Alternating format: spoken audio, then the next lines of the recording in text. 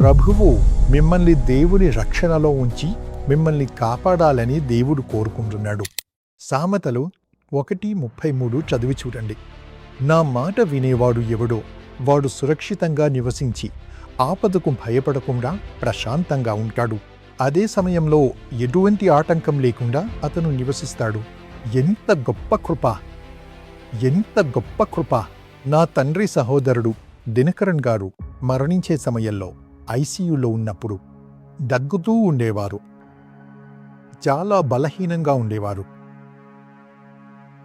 ఆ స్థితిలో కూడా వారు ప్రార్థన చేస్తూ ఉండేవారు.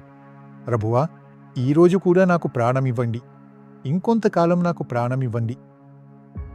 సేవలో ఇంత అప్పు ఉంది, కారుణ్యలో ఉంది, నా బిడ్డకు అప్పు మిగిల్చి వెళ్ళకూడదు. ప్రతి తల్లిదండ్రులు ఆస్తిని వదిలి వెళ్తారు, కానీ నేను అప్పు వదిలిపెడుతున్నానే. దయచేసి నాకు మరికొన్ని రోజులు సమయమివ్వండి. అప్పులన్నీ తీర్చి నేను మీ దగ్గరకు వస్తాను. నా కుమారుడు సమాధానంగా ఉండి సేవ చేసేలా నేను మార్గం సుగమం చేయాలని ప్రార్థించేవారు. నా పెద్దమ్మ కుమారుడు ఎర్నెస్ట్ గారు ఆ కష్ట సమయంలో కూడా ఇతర బోధకులకు మరియు దైవ సేవకులకు ఫోన్ చేసి తన కోసం ప్రత్యేకంగా ప్రార్థన చేయమని ఎంతో ఆశతో అడిగేవారు. కానీ దేవుని చిత్తం వేలుగా ఉంది. ఆ సమయంలోనే ప్రభువు వారిని తన ప్రేమగల ఊరిలోకి చేర్చుకున్నారు.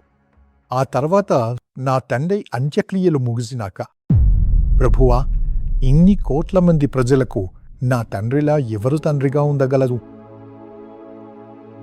అందరూ ఆయన్ని తండ్రి తండ్రి అని పిలుస్తూ దాదాపు 10 లక్షల మంది ఆయన పార్థివ దేహం దగ్గర పగలు రాత్రి ఎన్నో రోజులు నడిచి ఏడ్చారే. వీరందరినీ ఎలా మోయాలి? ఎవరు మోయగలరు అని నేను కలత చెందుతున్న సమయంలో 23 రోజుల తర్వాత నాగర్కోయిల్ నగరంలో యేసు పిలుస్తున్నాడు సభను నిర్వహించడానికి సిఎస్ఐ బిషప్ గౌరవనీయులైన దేవకరక్షం గారు ఏర్పాటు చేశారు. వారి కన్వెన్షన్లో మాట్లాడటానికి నేను బయలుదేరుతున్నాను. నా తండ్రి లేరే, ఆయన ఉంటే నాకు ప్రార్థన చేసి పంపేవారు కదా అని దుఃఖంలో ఉన్నప్పుడు ఒక పెద్ద వెలుగు నాపై పడింది. ఆ సమయంలోనే ప్రభువు నాకు ప్రత్యక్షమై జరగబోయే విషయాలను చూపించారు. ఆయన చెప్పారు, నా కుమారుడా, ఇప్పటి వరకు నీ తండ్రి ద్వారా నేను నీతో మాట్లాడి నిన్ను నడిపిస్తూ వచ్చాను. ఇకపై నేనే నీకు తండ్రిగా ఉంటాను. నేనే నీకు అన్ని విషయాలను నేర్పిస్తాను. నీవు నా జ్ఞానముతో, నా నడిపింపుతో నీ జీవితాన్ని, నీ కుటుంబాన్ని, నీ పరిచర్యను నడిపించు. అన్నీ వర్ధిల్లుతాయి అని చెప్పారు. నీవు ఎవరినీ మోయాల్సిన అవసరం లేదు. తండ్రిగా ఉండాల్సిన అవసరం లేదు. పొందలేవు కూడా. ఆ భారాన్ని ఒక మనిషి మోయలేడు. నేను మోస్తాను. నేను చెప్పేది నువ్వు చెయ్యి. మోషేతో ప్రభువు ఏమి చెప్పారో అదే విధంగా ఆ రోజు మాట్లాడారు. ఆ తర్వాత చూడండి, యేసు పిలుచుచున్నాడు. పరిచర్యలో అప్పును ఎలా తీర్చాలో ఆయన నాకు నేర్పించలేదు. వెంటనే ఆయన చెప్పారు, యేసు పిలుచుచున్నాడు, ప్రవచన కూటాన్ని నిర్వహించు. నీలాగా, నీ తండ్రిలాగా ప్రవచించే ప్రజలను వేల సంఖ్యలో లేపుతాను. కేవలం దినకరన్ కుటుంబ సభ్యుడు మాత్రమే కాదు, కుమారులు, కుమార్తెలు ప్రవచించేలా చేస్తాను. పరిచర్య ద్వారా ఆశీర్వదించబడి రక్షించబడిన ప్రతి ఒక్కరిని ప్రవక్తలుగా లేపుతాను. ప్రవచనం అంటే యేసును గురించిన సాక్ష్యం. దాన్ని చెప్పే ప్రజలను లేపుతాను. భారతదేశం అంతటా, ప్రపంచమంతటా లేపుతాను. వారు ప్రవచిస్తూ ఉంటే ఈ పరిచర్య ఇంకా కోట్ల మంది ప్రజలను చేరుకుంటుందన్నారు. అలాగే దాన్ని 2008 సంవత్సరంలోనే ప్రారంభించాము. 2000 మంది వచ్చేశారు. ఆ హాలులో అంతకంటే ఎక్కువ చోటు లేదు. ఆపాల్సిన పరిస్థితి ఏర్పడింది. ఆ తర్వాత ప్రభు చెప్పారు, బహిరంగ సభలను నిర్వహించడం ప్రారంభించు. ఇలా నిర్వహించు. గేటు దగ్గర, ఎంట్రన్స్ దగ్గర, ఆ లక్షలాది మంది కూడే మైదానంలో దెయ్యం పట్టిన వారు వచ్చేటప్పుడే వారు కేకలు వేస్తారు. దెయ్యాలు వణికిపోతాయి. అక్కడ ప్రార్థన చేయడానికి ప్రార్థన యోధులను ఉంచు. అక్కడ కెమెరా పెట్టు. టెలివిజన్లో ప్రజలు చూడనివ్వు. స్క్రీన్ మీద చూడనివ్వు. అప్పట్లో ఎల్ఈడి స్క్రీన్లు లేవు. 16 ప్రొజెక్షన్ టీవీలను కలిపి పెద్ద స్క్రీన్గా స్టేజ్ మీద పెట్టాము. ప్రభు చెప్పిన విషయం ఈరోజు అన్ని కూటాల్లో ఎల్ఈడి స్క్రీన్లను చూస్తున్నారు. కానీ ఈ యేసు పిలుచుచున్నాడు. కూటాల్లోనే అది ప్రారంభమైంది. ప్రభువు గేటు వద్ద ప్రజలు వస్తున్నప్పుడే అద్భుతాలు చేస్తారు. వస్తున్నప్పుడే నేను స్టేజి ఎక్కిన వెంటనే దైవ సన్నిధి నిండిపోతుంది. నా పిల్లలు శామ్, షారన్ ఆరాధనను నడిపిస్తారు. ఆత్మ పూర్ణత నాపై వస్తుంది. నేరుగా వెళ్ళి ప్రజల పేర్లను పిలిచి ప్రభువు చేసే కార్యాలను చెప్పే కృప పెరిగింది. ప్రవచన వరం పెరిగింది. ప్రజలు వెంటనే పరిగెత్తుకుంటూ వస్తారు. కులం, జాతి, మతభేదం లేకుండా సాక్ష్యం చెబుతారు. వారి బంధకాలు, కన్నీళ్లు, కష్టాలు, దుఃఖం మాయమల్ ఆత్మపూర్ణత స్టేజిపైనే వారికి లభించేలా చేస్తారు. దీన్ని చూసే ప్రజలు ప్రభువు బిడ్డలుగా రూపాంతరం చెందుతారు. జీవితం మారుతుంది. పాపం తొలగిపోతుంది. పరిశుద్ధత వస్తుంది. ఆ తర్వాత ప్రభు చెప్పారు, నువ్వు ఢిల్లీలో ప్రార్థన గోపురాన్ని స్థాపించి 24 గంటలు దేశం కోసం అధికార కేంద్రం నుండి ప్రార్థన చెయ్యాలని చెప్పారు. ఆ తర్వాత యెరూషలేము నగరంలో స్థాపించాలని చెప్పారు. ఆ తర్వాత ప్రార్థనా గోపురాలను విస్తరించమని చెప్పారు.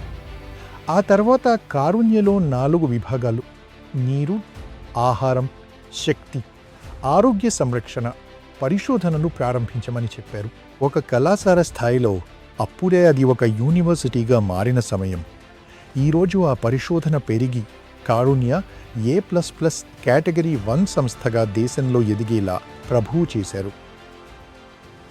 దానితో పాటు ప్రభువు చెప్పారు, నువ్వు పేదలను సంరక్షించాలని.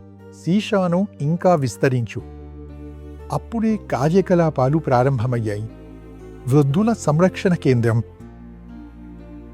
ఇంకా నడవలేని పిల్లలు, మాట్లాడలేని వారు, మానసిక బలహీనత ఉన్నవారు, వారిని పునరావాసం కల్పించే పునరావాస కేంద్రం, ఇంకా పిల్లల చదువు కోసం విద్యా కేంద్రాలు, ఇంకా యువత కోసం శిక్షణ, నైపుణ్య శిక్షణ సౌకర్యాలు, ఇంకా ఇల్లు కోల్పోయిన వారికి ఇల్లు, ఇంకా మహిళల కోసం నైపుణ్య శిక్షణ. వీటన్నింటినీ ప్రారంభించేలా చేశారు. భారతదేశంలోని అనేక ప్రాంతాల్లో పేదలను సంరక్షించేలా చేశారు. చుక్క, ఆహారం, స్కూల్ కిట్ ఇవన్నీ ఇచ్చేలా చేశారు. వైద్య శిబిరాలు నిర్వహించేలా చేశారు. ఈ మెడికల్ హాస్పిటల్లో ఉచితంగా డయాలసిస్, సిటీ స్కాన్, ఇంకా క్యాన్సర్ సర్జరీలు అన్నీ కారుణ్య హాస్పిటల్లో ప్రారంభమయ్యాయి. ఉచితంగా మన జెరియాట్రిక్ కేర్ అందించబడుతోంది. అదేవిధంగా ఇతర పరిచర్యల కోసం మరియు సేవకుల కోసం ఆలయాలను నిర్మించమని ప్రభువు చెప్పారు. వీటన్నింటినీ చేయడం ప్రారంభించినప్పుడు ప్రభువు అద్భుతంగా పరిచర్య అవసరాలన్నింటినీ తీర్చారు. కారుణ్యను ఆదుకున్నారు. ప్రార్థనా గోపురాలను వృద్ధి చేశారు. సభలలో లక్షలాది మంది ప్రజలు ఆశీర్వాదం పొందేలా వారిని వృద్ధి చేశారు. దేశాన్ని పాలించేవారు ద్వారాలు తెరిచి మద్దతు ఇచ్చేలా చేశారు. అన్ని పార్టీల వారు దీనిని కొనసాగిస్తున్నారు. కుటుంబ సభ్యులను కూడా ఉపయోగించడం ప్రారంభించారు. నా ప్రియమైన వారలారా, ప్రభువు ఇచ్చే జ్ఞానం, నడిపింపు ఇది 1 రోజు 2 రోజులు కాదు. ప్రతిరోజు 3 గంటలకు 4 గంటలకు ప్రభువు నన్ను నిద్రలేపుతారు. ప్రతిరోజు ఆ రోజు చేయవలసినది చెబుతారు. నేను అది చేస్తాను. ఎవరికీ భయపడాల్సిన అవసరం లేదు. ఏ మనిషికి మనం సమాధానం చెప్పాల్సిన అవసరం లేదు. ప్రభువు ఎదుట నీతిగా, ప్రభుత్వం ఎదుట యథార్థంగా ఉండాలి.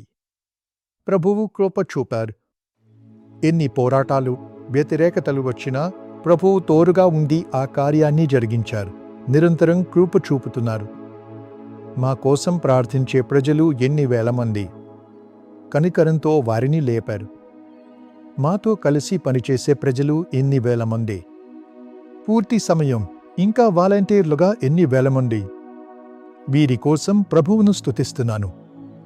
వీటన్నింటిలోనూ సంపూర్ణ ఫలాన్ని ప్రభువు ఇస్తున్నారు. మిమ్మల్ని కూడా అలాగే ప్రభువు మాకు బహుమతిగా ఇచ్చారు. ధన్యవాదాలు. మీకు కూడా ప్రభువు ఇదే జ్ఞానాన్ని, నడిపింపును ప్రతిరోజు ఉదయం ఇచ్చి ఎటువంటి ఆటంకం లేకుండా మీరు నివసించేలా ప్రమాదానికి భయపడకుండా ప్రశాంతంగా ఉండి ఆయన సంకల్పాన్ని నెరవేర్చి ఉన్నత స్థితిలో ఉండి దేశంలో జీవించేలా అనుగ్రహించునుగాక.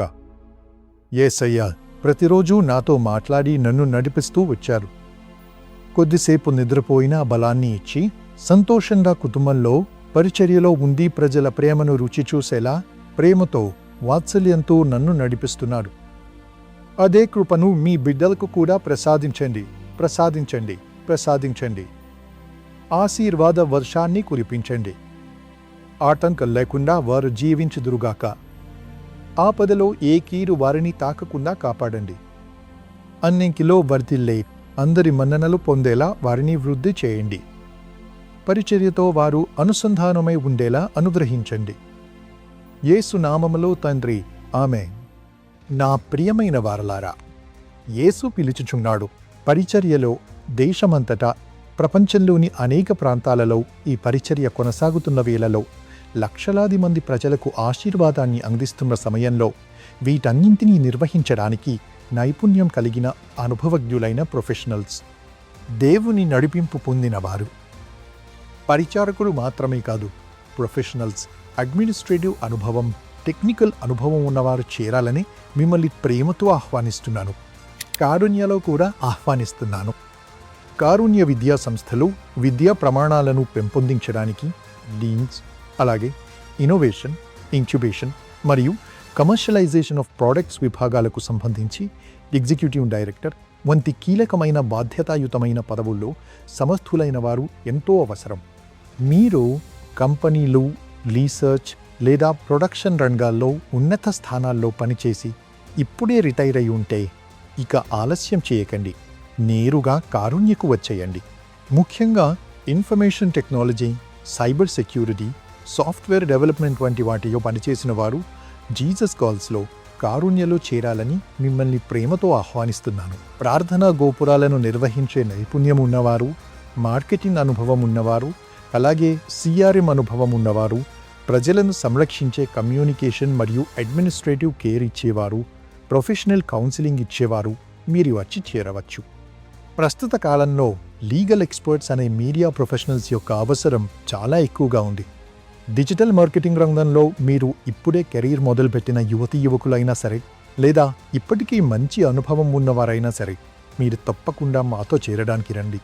ఇక్కడ జీతం పొందడమే కాకుండా దేవుని చిత్తాన్ని నెరవేర్చేలా ఉన్నత స్థానాల్లో ప్రొఫెషనల్ ఎన్వైర్న్మెంట్లో పనిచేయాలని మిమ్మల్ని ప్రేమతో కోరుకుంటున్నాను, ఆహ్వానిస్తున్నాను. శీషాల్లో కూడా మాకు ఇలాంటి అవసరాలు ఉన్నాయి. మా వెబ్సైట్ను చూడండి. అందులో కెరీర్స్ పేజీకి వెళ్ళి మీరు అప్లై చేయండి. త్వరలోనే మిమ్మల్ని చేర్చుకుని తగిన విధంగా మిమ్మల్ని సేవలో నియమించి మనం కలిసి లక్షలాది మంది ప్రజలకు ఆశీర్వాదాన్ని అందించేలా ఒక ప్రొఫెషనల్ ఎన్విరాన్మెంట్లో మీరు సేవ చేయాలని మిమ్మల్ని ప్రేమతో కోరుకుంటున్నాను. దేవుడు మిమ్మల్ని మెండుగా దీవించునుగాక.